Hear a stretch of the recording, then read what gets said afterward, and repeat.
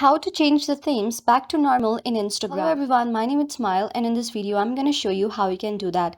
So to know how you can do this, watch this video till the very end. First of all, make sure that you have installed and updated the latest version of Instagram on your device so that you won't miss out on any new features.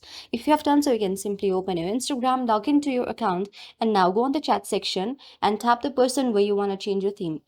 Just tapping it, you will see on the top side there is a profile, and on the right side there is a name of the profile section. Just tap here, and when you tap there, you will see the very option of theme on the first. Just tap on the theme option, and you can see many options right here. So you want to change your theme back to normal. So what you can do is you can just tap on chat controls. You can just tap on theme option again, and you need to search for the monochrome now.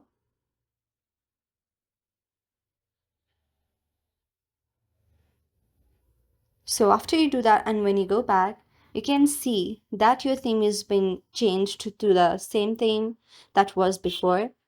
So yes, that's how you can do it. I hope you like the video. If you like the video, then please do hit the thumbs up and subscribe button, and also comment in the comment section below. Thank you for watching.